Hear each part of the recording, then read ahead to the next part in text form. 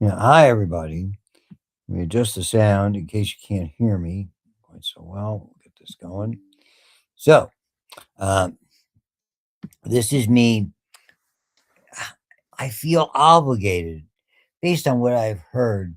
And you've heard me mention this from some of the more senior nursing students, that the nursing instructors wanted a better background in effectively what we call metabolic scheme. That's really metabolism that typical organisms go through. And I think I'm going to frame it mostly about how we do business and understand that's why we study bacteria, because most of them do business the same way we do. In other words, they do energy transformations, take in various kinds of organic things like carbohydrates, fats, proteins, things like that, and are able to magically make them into not only into energy, but into the building blocks we use to make ourselves and replace ourselves, which is kind of what we do on a continuous basis. That's the frame for this.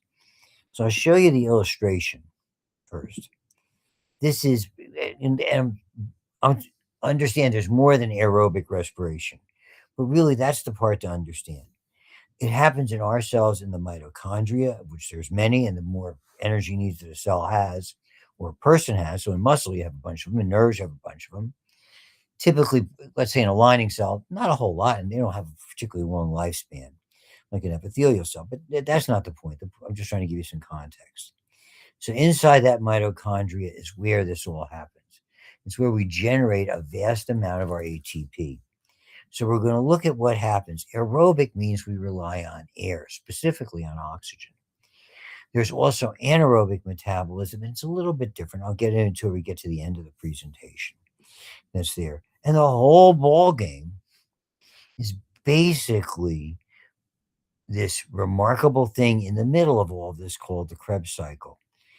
A cycle is an interesting thing. It sort of just keeps repeating itself. So I really can't get my cursor in there particularly well. But then in the middle, you can see the arrows that are there. And what that basically says in the center of this presentation as you're looking at it, that's called the citric acid cycle, also known as the Krebs cycle. It's got another name. It's called the tricarboxylic acid cycle. And we probably did the research on this, I would dare say, in the 60s, early 60s, maybe late 50s to early 60s. And a cycle is we start with a particular ingredient and we go through this cycle of steps that involve 8 different things whose names you certainly don't have to know.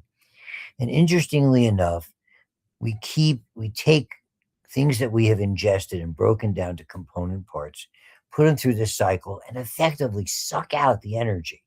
The energy is in the electrons, and those are the electrons that make up those wonderful, remember this from ANP1, those wonderful nonpolar covalent bonds. That's what organic compounds are made of, carbon to carbon and carbon to hydrogen bonds. The electrons that hold them together are just chock full of energy. And we pull them out, and we pull them out. We have little carriers, and you can see the names to the right as you look at it of the citric acid or Krebs cycle called NADH and FADH2. Don't have to know those names either. And we feed them into a method called oxidative phosphorylation. Keep going right, and you're going to see that's called the electron transport chains and what's called chemiosmosis. All those names you don't have to know. All you have to know is we're sucking the energy out of those electrons and we're feeding it into this really neat thing called the electron transport chain. And by moving those electrons, at the same time, we move hydrogens and we create a gradient. Remember, concentration gradients are everything. And those gradients basically sit on one side of the membrane, and on the other side, it has very few hydrogens. And when they zip back through, remember concentration gradient, those hydrogens can get through a little opening in that membrane. Okay, it's got a fancy name. It's called ATP synthase. It's a unique kind of an enzyme. And what it does is it's very unique in the sense that it generates energy. Okay, it makes ATPs. That's really what's going on. Whether it's aerobic, where oxygen plays a pivotal role, or anaerobic, where other stuff does. Basically, they work the same way. So that's the introductory nugget. And I'll go back and show you this a little bit. But you can see you put a lot of ATP out in the lab. When you go get your specimens out of that incubator, it don't smell too good. That's because they undergo fermentation. Fermentation is what a lot of bacteria do. Bacteria do aerobic respiration, but they also ferment. And as you can see on the left of the citric acid cycle, whoops, here we go again, making a mistake. You can see where it says glycolysis. Glycolysis occurs, this is important, in the cytoplasm. Okay. But under certain circumstances, usually when there's not enough oxygen, the byproducts of glycolysis, what it makes, can't get into the citric acid or Krebs cycle and eventually make this large amount of energy. It only makes a little energy. Bacteria don't need a lot. So they can ferment and survive. Interestingly, the Krebs cycle, this is an important note, the Krebs cycle or citric acid cycle occurs in the mitochondria in eukaryotic cells. In bacteria, they don't have any membrane bound organelles. That's the biggest thing about them. So they have to use the cell membrane for all of these things. So they're having on the cell membrane. So that's the jump off point. I'll probably come back to this. I loaded on your Blackboard today. And this goes along with that take home test I sent you. This is the other part. We did the genetics part. That'll be part of the lecture that was there on Monday, sort of the second half of the Monday lecture on 3.9, the entire lecture on 3.11. I had to send it to both. I'm having a glitch. I haven't figured out yet how to get rid of in the 11 a.m. groups who are all getting the same lectures. And really, that's the genetics portion. This is the energetics or metabolism portion. So this is Cowan's chapter 7. It's in there. If you have the book bundle, you can access this called microbial metabolism. I'm basically going to overview it. I'm not making a big deal and talking a lot about it. Okay. Not a big deal. These are definitions. I don't think I've asked about it. Metabolism is all the chemical reactions, everything that happens inside the cell, basically what I call energy transformations. We either make things, build them up, anabolism, like anabolic steroids, or break them down, catabolism. And there we break apart those bonds, like I was just talking about, to generate energy. I think when it breaks something down, I think I think of a catastrophe. I told you all this in AP1. Not too worried about this, but really, this is what happens. Our principally, most everything we ingest, the vast majority is carbohydrates. We break them down to simple sugar, glucose, and put that through. We break it down. In the process, we make a bunch of precursor molecules we can use elsewhere. Those are like building blocks, and we can make them into macromolecules. And if it's a bacteria, they'll make a bacterial cell. This is obviously in the micro textbook, not the A&P textbook. So you're going to see they go through a lot of steps like glycolysis and the Krebs cycle. The respiratory chain is really good. That's the electron transport chain, and then sometimes they'll ferment. So that's what they're talking about. This is not all about the names. Effectively, this is an open book. You know it's an open book test. You can look all the stuff up. So it's a learning exercise that I'm happy to give you credit for in an effort to make sure everybody gets the kind of grade that they need to progress. There isn't a thing in your body that doesn't require an enzyme, more or less. Enzymes are just these remarkable reusable things that aren't consumed. They're not a reactant, they're not an ingredient, they're not a product, they're not an end product. They're not consumed. I mean, they have a lifespan, and they can do this so freaking rapidly. Okay? So they're really the platform for this to occur. They're usually much, much bigger in size. And it all happens in what's called the active site. And this is really important for you going forward, I think. Just understanding when you get to another level just how important this stuff is. That active site is just a platform with the ingredients or ingredients singular sometimes can get close together and let a reaction to occur. It's all about holding them in a certain configuration or position and letting things go. They bind. That may be a strong term. I don't know if they necessarily attach. They get close. Okay. And it changes it. And they can keep doing it. So enzymes, what's neat about these enzymes usually require cofactors, typically from minerals. Coenzymes usually come from vitamins to some extent. Okay. And what they do is they make that opening available. So this opening we're going to call the active site is really important. I don't care about apoenzymes and whole enzymes. To me, holo means you're making it whole. So usually it requires a coenzyme and a cofactor. They're giving you that type of stuff. You can read through this. The lock and key model is old school. I don't know who wrote this. Nowadays, we use something called induced fit. It means it gets close together. Lock and key suggests to me sometimes the lock gets stuck. And that's why we stopped using that type of thing. So I'm not going to go into all the things that happen and, holding them together. And it's all about fit. It's very, very specific. So anything that messes that up isn't going to have a reaction. So even if it looks close, but it's not exact, that's, if nothing else, that's a take-home point we're seeing in micro. You'll see it with antibiotics. You'll see it with different kinds of treatments. It has to be very specific. When you do the immune system in A&P, very, very specific. Close, it doesn't work in this system, okay? And they're just talking about the coenzymes and coac factors and not going through it, and they end in ACE. That's all they're saying. Like I said, this is very generic stuff.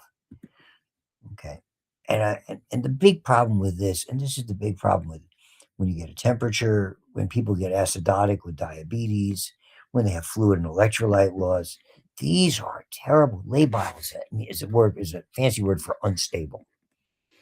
So when you hear the term labile, it means it's very unstable. When someone has labile diabetes or labile blood sugars, they're very hard to control. And what happens when these conditions aren't kept in the appropriate normal level, proteins, we talked about this, they start to lose their shape. We call that denaturing. Big problem. These are important terms for you going forward. I don't think they're on the exam, that little mini quiz exam. Competitive or non-competitive inhibition. Short course. Non-competitive is inhibition has to do with an area, not that active site, not where those substrates come in and bond. That's kind of what negative feedback is all about. Negative feedback uses that site to change the shape of the enzyme so it doesn't work. The enzyme doesn't work, then the reaction doesn't work. And so, there's an elaborate way to looking at from negative feedback diagrammatically. And you can always find an example. You can just Google and look for YouTube on, how would you tell a high school student how negative feedback works? And you'd probably get a pretty good idea, or a first year college student. Competitive inhibition is critical. So many things we're going to talk about an antibiotic called sulfa drugs. They work by competitive inhibition. The other thing is I call them lookalikes because they compete for that active site. They're shaped the same, but not identical. And the thing is, a lot of them, when we talk about cancer chemotherapy, these are basically look-alike kind of substances. I touched on a little bit. I mentioned Valtrex. These are analogs, but they're analogs that will either ruin the enzymes or ruin the process that they're doing, or potentially even just destroy them, be very damaging to the cell. That's a lot of where cancer chemotherapy and antivirals also are directed. So here's what they're looking at. Similar shapes competing for that site. And again, it has to be the right shape in order to generate the mProx. So that's competitive inhibition. Non-competitive inhibition means something happens here. They call it a regulatory site. It's got a lot of fancy names, an allosteric site. But basically, this would be like a byproduct of a particular biological process. That byproduct, something's made. It's like all of a sudden you have too much testosterone or estrogen. Some byproduct of that will come and basically trigger a particular cycle to stop. Because what it will do is it will not let the substrate fit to all of a sudden generate something that maybe you learned about, an endocrine called GnRH, gonadotropin releasing hormone. They all work like this. I'm just picking that one out of the hat. First one that came to my mind. Okay, so sometimes the products themselves, when you have an abundance of testosterone or estrogen, and you don't need to make any more, it kind of doubles back or feeds back and says, oh, we're stocked. I don't anymore at the grocery store. Okay. That's basically what happens. And these are mechanisms that are taught in classical microbiology. They're called enzyme repletion and enzyme inductions. They, I, no one, it's totally, in my opinion, unnecessary if you don't learn about what's called the lac operon and things like that. They were making me teach this up in BC3, that's Butler County Community College, to entry level nursing students. And oh my God. So they don't need, as a part of a microbiology course, sure. Will anyone ever ask you, will it ever be come into play? I doubt it. Just me. Maybe at a higher level, and then you'll have the opportunity to prepare it because it's understandable. Why would you do that? Skipping it.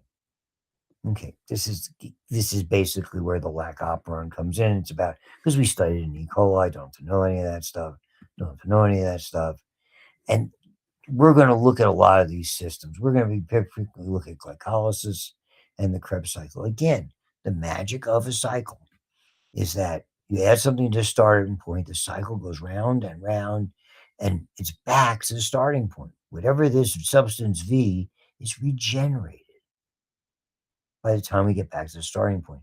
Even though we've added something with it, we've changed it and changed it and changed it and changed it. And it finally got back to what we started with. In the meantime, back at the ranch, this is broken down and we generate energy and goodies from it. Okay. Don't do all that. If we release energy, it's called exergonic. If we store energy, it's called endergonic. We used to call it heat, exothermic, and endothermic. Now they say gonic. So that's a just because rule, just remember it. Exer means the energy exits. That's what happens when you generate or release energy. When you store it, like building a bond, or you release it, like breaking up a bond. When you store it, it's called endergonic. It goes ender or in. And they're just restating that. It's most of the time when you hear about it, just remember another just because. When you oxidize something, it loses electrons. When you reduce it, it gains electron. Because if you add an electron negative charge, it's reducing the charge. So we call them redox reactions or oxidation reduction reactions. We did this in chemistry. It was no fun then. Now I'm a chemistry major. So understand, but basically, in the context of the energetics we're talking about in metabolism, the electrons have all the juice. The electrons have all this energy. If we can't transport them, we have to have a substance that's willing to pick up those electrons, take them to the cycle, or take them to the electron transport chain, rather, and drop them off. So it's got to be able to pick them up, reduce, drop them off, oxidize. It's got to be able to gain them and lose them. And that's the role of those NADs and FADs that I showed you a little bit before. Okay. Short course. Don't bother. So thank you for making my point. They remove the electrons from one and add them to another. So they're picking them up from one, what we call a substrate, one ingredient, and carrying them to another. That's all. It's not rocket science. They have fancy names like nicotinamide adenine dinucleotide and flavine adenine dinucleotide. Don't have to know that. That's why we call them NAD and FAD. Okay. And those are the famous pairs that are involved in the Krebs cycle. All you have to know. The initials work because the initials are universal. They're scientifically and medically accepted. Okay. That's a lot of times why we give people vitamins. Okay. Niacin and riboflavin are B vitamins. One's B2 and one's B3, I think off the top of my head. You guys have nutrition, you look it up. I could easily be wrong. I'm not going to ask you. But that's why we take them. If we don't take a supplement, we get them in our diet. Most of us can get them fairly easily in our diet if we do a balanced diet. And that's fine. So I don't want to show you any of those illustrations, not necessary. Okay. And you don't need that. We don't need to talk about ATP or anything like that. We've already talked about it before.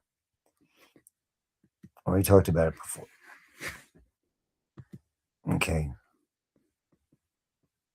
So it's oxidation, a redox reaction, losing electrons, oxidation, gaining them, reduction. That's all. So,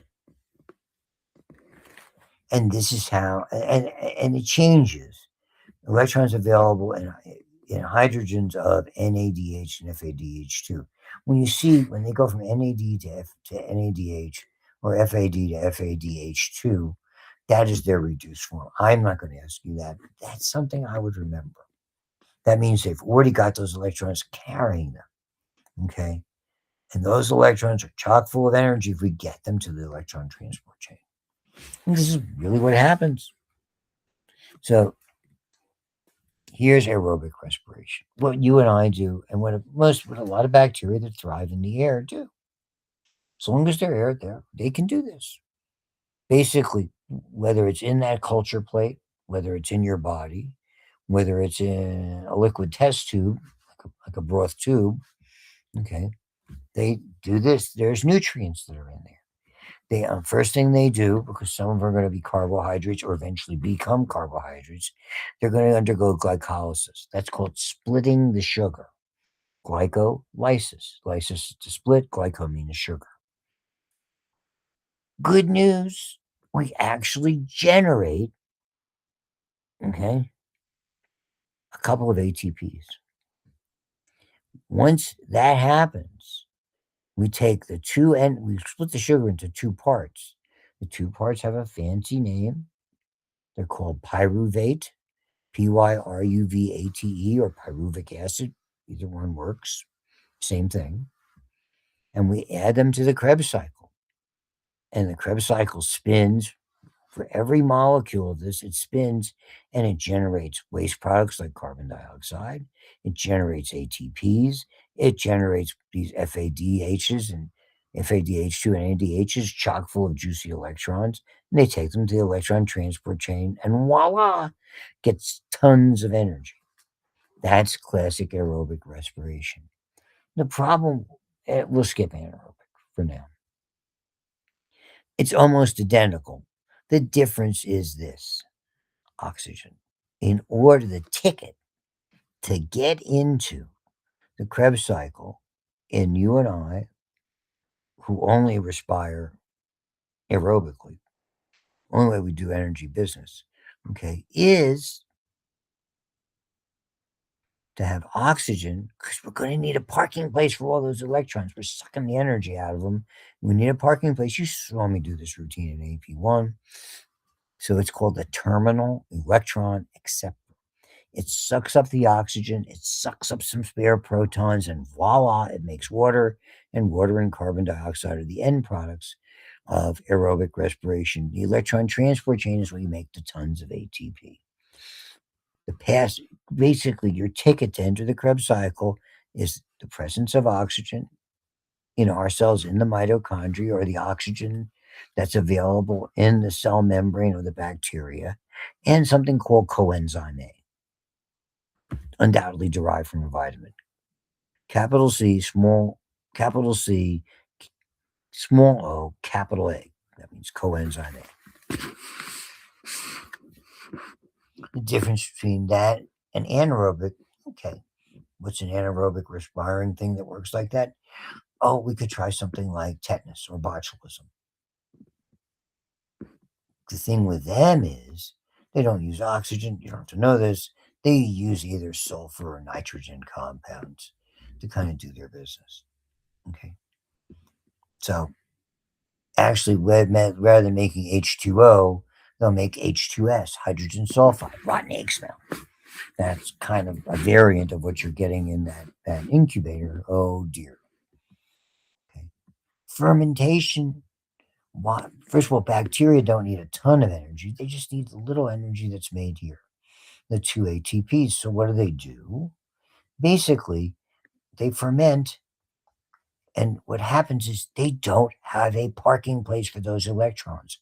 They generate that NAD with the H. They got nowhere to put it, so they have to put it back on those two little tails we call pyruvate. And what do they make? Some kind of fermentation product. In us, like when you're you're running and you have to catch your breath. When we talked about this in muscles, lactic acid. Lactic acid is the byproduct of anaerobic respiration in our cells because we don't have the oxygen. When the oxygen goes away, we have a limited amount of tolerance for lactic acid because that's going to cause problems when it builds up. That's all. And you've got to stop. If we run out of oxygen, we're going to die. If you're trying to do an exercise activity, this is where it all comes into play. You got to stop and catch your breath, replenish the oxygen. In your liver, the lactic, and we talked about this.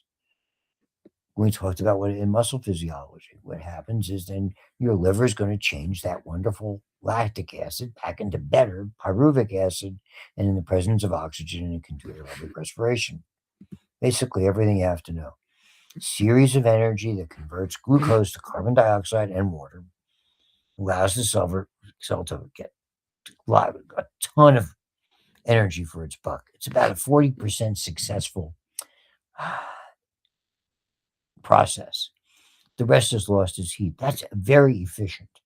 The only way actually generate more energy from fats because they use the same cycle. They just take a more direct route. They don't have any too much busy work steps, and that saves energy. So they actually produce proportionally more energy. Because, like, remember we talked about this in living systems. You have to put in energy to get out energy. Okay, glycolysis, the Krebs cycle, and then in our case, the electron transport chain. And oxygen is the final electron acceptor, as well as the hydrogens that are part of that proton motive force. Those are hydrogen ions. And yeah, all the above. Anaerobic, again, uses these different acceptors. Bad smells, fermentation, just doesn't, you can't use the cycle. It's in the cytoplasm. You don't, all of these organisms can do that, but they have to have oxygen in the case of aerobic respiration to get in there. Okay. So we have to use organic compound. They can't get in the cycle. Just think of it that way. Oops. And they're just giving you some details. I don't want to go through into this. The first step. How do we get this thing to split? This is what I mean. You got to use some energy. It's like priming the pump. In the old days, when you had, we don't see it come out like in a lawnmower, you had to press a button and it would feed some like oil, like a mixture of oil and gas. And then you pull that big handle. If you have a really old pull, it's like the one like we have at home, pretty standard. Okay. Priming it means you had to put a little energy into it. That's all this is. So you prime it with energy. We've got to spend 2 ATPs to basically enable the glucose to be broken down into pyruvate. Okay. Then eventually we're going to lop off one of these carbons, but that's if you're really going into detail, which I don't want to do. But what happens is in the process of doing this, going from here after we add this, there's a number of steps to generate ATP because we generate some of these guys, and we're actually going to, and that's why the net gain after we prime it with 2 is we gain 2. We actually make 4, but we got to count for the 2 we put in. And what's neat about this is when you add a phosphate to glucose, it immediately becomes glucose with a phosphate. It's not glucose. That's why, and every cell does this because as soon as glucose gets in the cytoplasm, it changes. And if it's no longer glucose, there's always more glucose outside the cell and inside the cell. My God, you have a blood sugar of 200. After it all goes into the cell won't want anymore. It doesn't happen that way. As soon as it enters the cell, it changes. It becomes glucose with a phosphate, and then forms this thing, and blah, blah, blah, blah. So what happens is you have to have this coenzyme A, okay? You have to have a couple of those hydrogens regenerated from that in this NAD and FAD. You got to have that. But the key is to have the coenzyme A is you got to have oxygen. Don't have to go through all of this. And it's just a carbon and energy wheel. It's a good way to express it. And it just keeps spinning. And it's very elaborate. And this is, they want me to go into this. I can't understand why. I'm happy if down the road, if you want to come back and ask me to explain to help you, I'm glad to do it. But what happens is during this process, there's lots of these, we call them intermediates. Basically, we take the pyruvic acid, we take away a carbon, so we give us some carbon dioxide, and we have this acetyl coenzyme A because the acetyl is a 2-carbon chain, and the coenzyme A it bonds with it. As long as there's oxygen, it enters here. And as it begins to undergo this series of transitions, we use these intermediates that are made because there's 8 of them. Just like a chain, 1, 2, 3, 4, 5. It's like a clock that only has 8 numbers. And the beauty of that, okay, is that some of those are useful in making other things. So we call them useful intermediates. And then they go into all this jazz about the sequences and all of these type of things. And now, and when we get to the electron transport chain, there's a variety of little things that are embedded either inside the mitochondria in that inner membrane or here. Okay. And maybe the one that most people, because you can go buy supplements of it and it'll help boost your energy, is called coenzyme Q. So you can go pick a grocery store, a pharmacy, Costco, Sam's, and they'll have great big bottles of coenzyme Q. The fancy name is called ubiquinol. Okay. And because they happen to have pigments, okay, they're called cytochromes because usually there's a metal on. Remember, they have to have a cofactor, and frequently it's a metal or a mineral that plays a role. And you don't have to know the names, but this is what happens. And the best way for me is to show it to you. And what it does effectively is it releases, pardon me, oh my gosh, I went bonkers.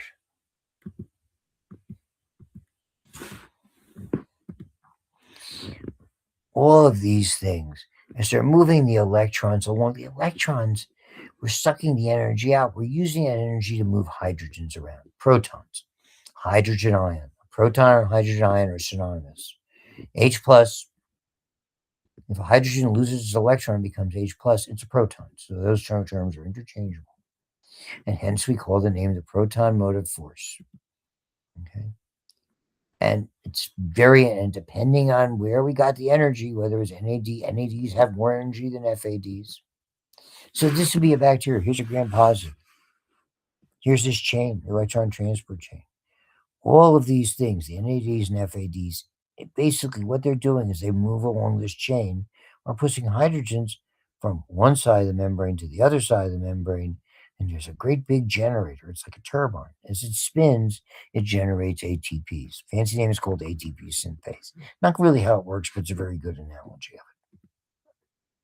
In the mitochondria, remember it's a membrane down organelle. So we have membrane and outer membrane and inner membrane, the chains on the inner membrane.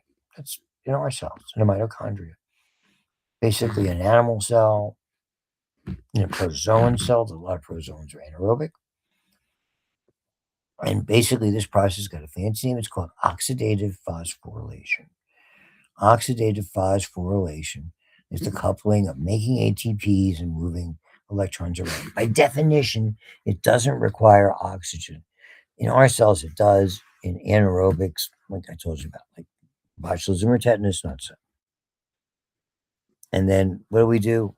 We have the oxygen to pick up those electrons. We suck the energy out of protons from the proton motive force, and voila, we got water, the other end product. Carbon dioxide from chopping up the carbons and water. And so this is the problem. Again, when we use oxygen, we generate these superoxides. We have to have a way to deal with them. They're toxic. They'll cause DNA strands to break. We talked about this in mutations. So we have in our cells, and a lot of bacteria do, superoxide dismutase and catalase, who do the bubble test, probably when you get back from break. And notice Streptococcus doesn't have them. That's an important test for the bubble test. Staph has catalase, Streptococcus doesn't. Really important test. And they look the same under the microscope. And I'm not going to go through that.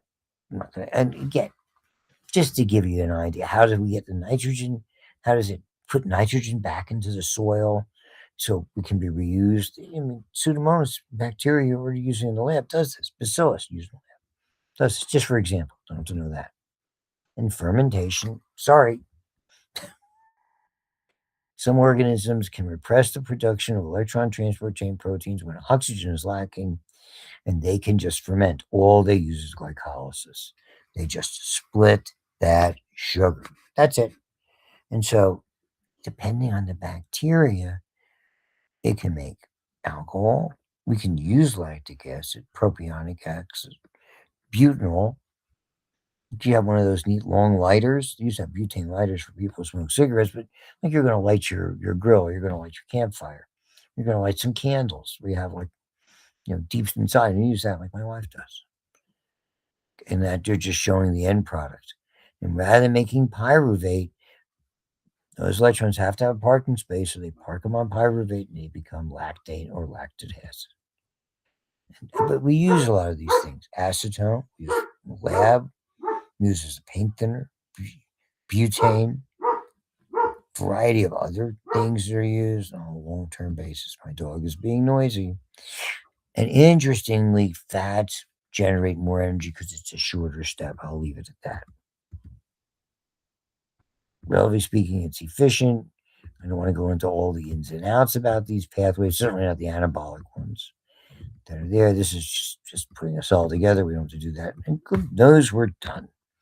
So I think I covered everything. If I didn't, I will double check, but you have the exam. If you have some clarification, feel free to email me. Remember, it's not due until the week after, figure the 30th of March. Thanks again, and greatly appreciated. Bye-bye.